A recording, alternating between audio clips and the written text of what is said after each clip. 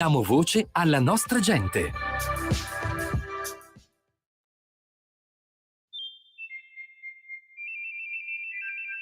Va ora in onda La Grande Città con Carla De Bernardi. E diamo subito la linea di nuovo a Giulio Cainarca. E a Carla De Bernardi, che vedo già collegata con noi. Buongiorno Carla, buona settimana, buon lunedì. A tutti, buongiorno.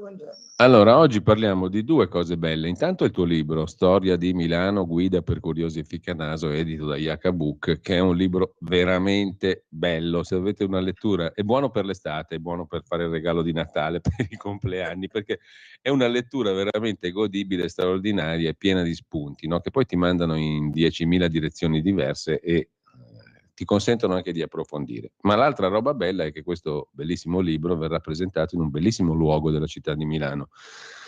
Uno tra i più belli, mi viene da dire, perché il tuo libro verrà presentato sabato prossimo, 24 giugno, alle 10:30 la mattina, nella sala di lettura della Biblioteca Nazionale Braidense, che sta all'interno di Brera e che è un gioiello, una cosa bellissima.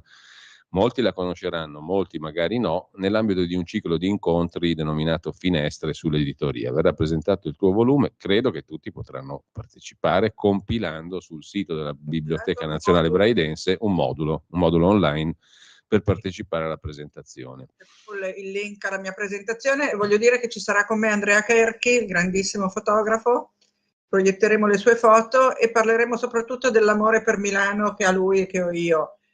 Sarà una presentazione un po' anomala, non parleremo proprio del libro in senso stretto, ma di Milano, della città, appunto di quanto Andrea ami Milano e di quanto la ami anch'io. Ecco, questo appuntamento per sabato prossimo alle 10:30, bibliotecabraidense.org, se volete partecipare potete compilare appunto il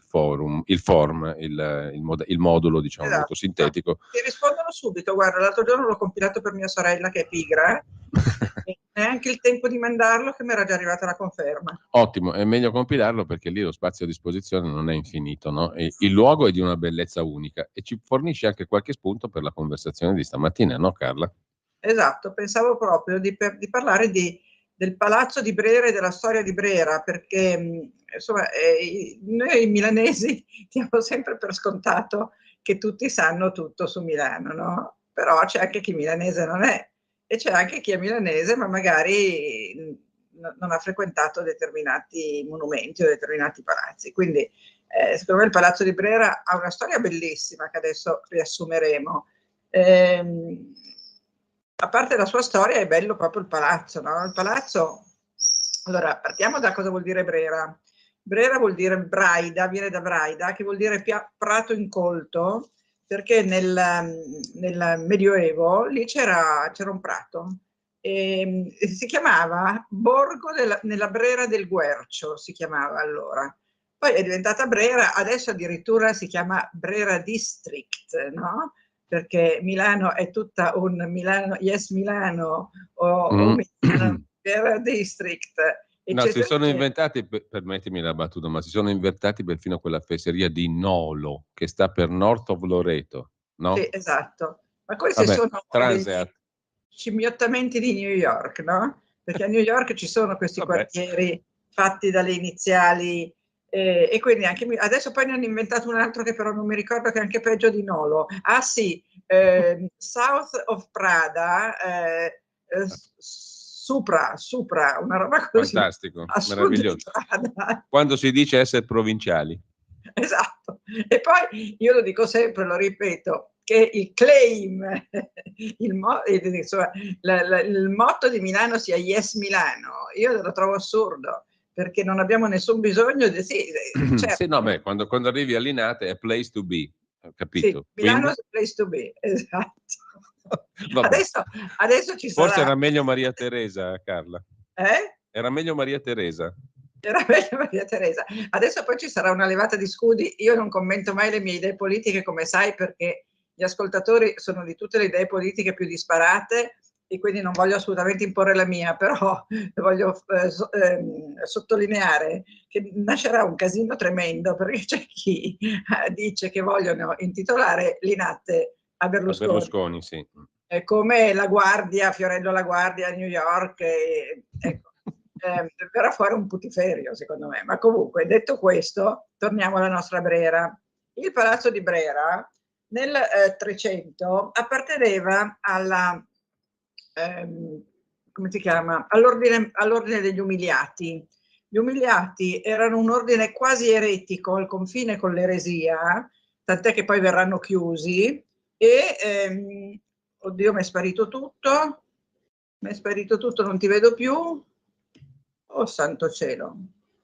No, Ecco, vediamo se ti rivedo. No, l'importante è che noi vediamo te. Sì, però non tra l'altro vedendomi mi sembra di essere cieca. No. E ti dirò che è pazzesco questa sensazione. Noi che vediamo dovremmo veramente ogni tanto immedesimarci nelle persone che non vedono. Perché io quando incontro qualcuno per strada da solo, magari senza accompagnatore, col bastone bianco, provo una tenerezza infinita per queste persone che si devono muovere al buio. Tant'è che noi amici del Monumentale facciamo le passeggiate per i non vedenti al cimitero, perché gli descriviamo le opere e sai che è bellissimo perché gliele facciamo toccare per quello che è possibile, gli facciamo toccare le cortecce degli alberi, gli facciamo notare una serie di cose che loro con la loro sensibilità possono recepire. E quindi, vabbè, detto questo. Giusto. E all'Istituto Ciechi di Via Vivaio si può fare un'esperienza di viaggio nel buio. Assolutamente sì. Allora, dicevamo, questi umiliati sono stati un ordine che è stato, loro erano specializzati nella produzione della lana, dei cosiddetti panni lana si chiamavano, ed lo esportavano in tutta, io credo che li mandassero a Venezia e da Venezia le mandavano in giro per tutta Europa, perché all'epoca non c'erano tanti altri mondi, no? Però gli umiliati, a un certo punto, uno di loro, un frate, che mi sembra si chiamasse Farina, ha tentato di uccidere Carlo Borromeo. Carlo Borromeo non l'ha presa bene. Quindi ha chiesto al Papa, che era Pio V, di chiudere l'ordine degli umiliati, che infatti fu chiuso. E il palazzo di Brera divenne invece la sede dei Gesuiti. Sai che San Carlo Borromeo è un grande gesuita, la chiesa di San Fedele è una grande chiesa gesuita fatta da lui. Allora, gli umiliati, questo Farina, gli viene credo mozzata la mano con cui ha tentato di uccidere, pugnalare San Carlo, gli viene mozzata. E il palazzo degli umiliati passa ai Gesuiti e viene affidato architettonicamente per il progetto al Piermarini. No, scusami, al Piermarini, al Richini, l'architetto dell'epoca, di epoca barocca a Milano, il grande architetto del Seicento, il Richini, che ha lasciato un sacco di cose a Milano. Poi subentrerà il Piermarini quando arriverà la nostra amica Maria Teresa, che tu hai citato prima, no? Al Palazzo di Brera era annessa una chiesa, Santa Maria di Brera, che adesso non c'è più, in parte è finita come locali dell'Accademia, e comunque Santa Maria di Brera, che era caratterizzata, ci sono dei disegni, si può andare a rivederli, il palazzo viene appunto ristrutturato poi dal Piermarini ristrutturerà anche Palazzo Reale, no? Lui, Richini nel 600, Piermarini nel 700. E vengono aperte tutta una serie di istituzioni nel Palazzo di Brera tra il 1770, diciamo grosso modo, e i primi dell'Ottocento. E quindi viene aperta l'Accademia, che c'è tuttora, che è uno dei vanti, diciamo, dell'Italia, non solo di Milano, l'Accademia di Brera. Viene aperto l'Istituto Lombardo di Scienze e Lettere, viene aperta la Braidense per l'appunto, che ha un numero di volumi esorbitante, non mi chiedete quanti perché non l'ho memorizzato. Viene aperto l'osservatorio, viene posizionata una specola per guardare gli astri, lì il responsabile in quel momento si chiamava Ruggero Boscovic, e poi Schiaparelli fu uno dei direttori di Brera che fece un sacco di cose importanti, e poi l'Orto Botanico aprì. E quindi tutte queste cose qui hanno tuttora sede a Brera. L'Orto Botanico è un gioiello, la Braidense l'abbiamo detto, l'Accademia lo sappiamo, l'osservatorio è aperto al pubblico e l'Istituto Lombardo è un'istituzione, diciamo che controfiocchi. e quindi abbiamo tutto questo concentrato a Brera, no? Brera, il palazzo, torniamo al palazzo che fu distrutto durante la guerra mondiale, la seconda, fu distrutto, per fortuna c'era come soprintendente Fernanda Wittgens, che salvò tutti i dipinti, perché a Brera c'è, alla Pinacoteca c'è Raffaello, c'è Piero della Francesca, c'è il meglio del meglio del meglio, lo sposalizio della Vergine. Andare all'Accademia di Brera, secondo me, per noi milanesi dovrebbe essere una cosa da fare almeno una volta all'anno, diciamo una volta all'anno, non di più. Sì.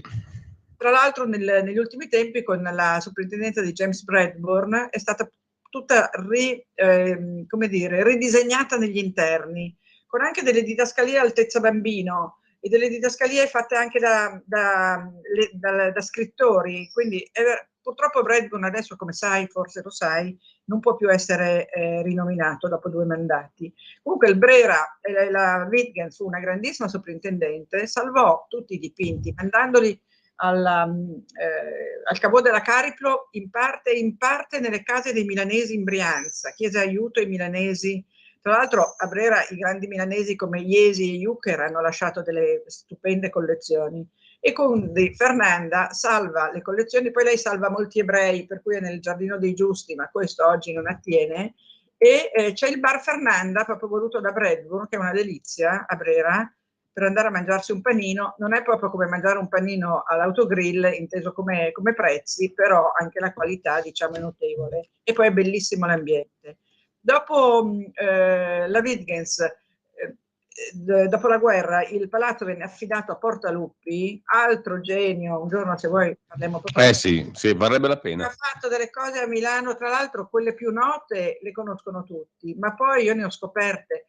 Io che non le conoscevo io, non è che non le conoscono, non siano conosciute, non sono scoperte assolute, ma io non conoscevo alcune cose che me ne sono andate a vedere. Cioè Portaluppi era veramente un personaggio con un genio progettuale, ecco, progettualmente era un genio. Comunque Portaluppi ricostruisce Brera dopo la guerra, e la Wittgens è quella che dà il via alla grande Brera, cioè aprire Brera alle scuole, alla didattica, agli spettacoli, perché prima era un luogo di cultura, ma un luogo chiuso. E questo fece anche Russoli, finché qualche anno fa, nel 2020, proprio con Bradburn, è stato aperto Palazzo Citterio, che era stato acquisito da Russoli, in via Brera 10-12, mi pare, quindi Brera Pinacoteca al 28, bisogna salire verso Piazza Scala e lo si trova sulla sinistra. L'hanno aperto nel 2020, mi pare, ma poi non andava bene la ristrutturazione, perché hanno ristrutturato e non passavano i grandi quadri dalle porte, tanto per dirti. Quindi adesso è di nuovo in ristrutturazione, ma credo che verrà inaugurato a breve. Quindi il progetto di Wittgens e Russoli della Grande Brera finalmente si compie. Ricordo un'altra cosa, sai che io in questo momento, e tu quanto me, anzi più di me, perché stai facendo le letture dei Promessi Sposi, ho la fissa di Manzoni. L'altro giorno siamo andati a casa Manzoni, ti assicuro che spiegavo alle persone che erano con me, un conto è vedere un monumento, no? Lo guardi, un quadro, è meraviglioso, ma camminare nella storia delle persone, cioè calpestare il pavimento di Manzoni, vedere il suo letto col bicchiere dell'acqua, vedere i suoi oggetti personali, i suoi occhiali, guarda, è veramente emozionante. Lo studio dove lui lavorava, e con lui Tommaso Grossi, che lui ha ospitato per 20 anni, credo, perché Grossi era un avvocato e aveva il suo studio presso Casa Manzoni, e tu vedi proprio gli occhialini, la penna, la tabacchiera di Manzoni. In tutti i quadri di Manzoni lui ha in mano la tabacchiera. E torniamo a Brera, perché quando entri in Brera il primo ritratto che vedi è il Manzoni di Hayez, perché poi Manzoni con Hayez, con D'Azeglio che era suo genero perché aveva sposato la figlia, con la Claretta Maffei, con la erano i protagonisti del Risorgimento. E qui torniamo al solito discorso, che è un puzzle la storia. Quando mi chiedono sì. come ho fatto a scrivere questo libro, ho detto ho fatto un puzzle. Sì, infatti, è un caleidoscopio anche per certi versi. Ecco, e quindi invito tutti a tornare a Brera se la conoscono e ad andarci se non la conoscono. Tra l'altro la prima domenica del mese la Pinacoteca è aperta, perché sono le domeniche gratuite, no? In agosto forse è aperta gratuitamente, quindi le occasioni di andare ci sono, e i capolavori che sono lì. E vabbè, poi nel cortile sappiamo che c'è questo Napoleone I come Marte pacificatore, di Canova, e come si chiama? Il Napoleone ha razziato quadri da conventi, da case, eccetera, e li ha portati tutti alla Pinacoteca. Quindi la Pinacoteca è un luogo che veramente ha dei capolavori pazzeschi, perché sono stati lì radunati dal nostro amico Napoleone. Anche del periodo napoleonico a Milano dovremmo parlare, perché Napoleone è stato una ventina d'anni, è stato anche incoronato re d'Italia, no? E quindi diciamo che è un personaggio per la storia italiana, al di là delle sue avventure,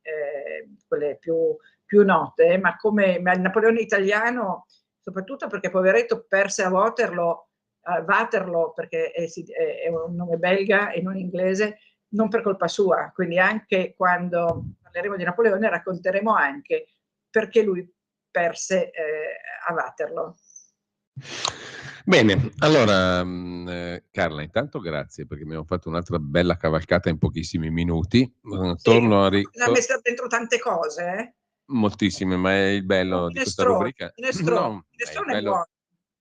Infatti è il bello di questa rubrica, è il bello del tuo libro, che lo ricordo verrà presentato in questa bellissima sala della Biblioteca Nazionale Braidense sabato prossimo 24 alle 10:30. Sul sito bibliotecabraidense.org lo trovate in home page questo appuntamento, e poi potete compilare. I milanesi del centro, non tutti i milanesi, vanno in weekend, quindi probabilmente ci sarà anche posteggio, perché appunto, i residenti sono meglio tutti ancora a St. Moritz. No, e non ci sono al sabato tutti i vincoli delle varie ABC, zone varie. D e F, G.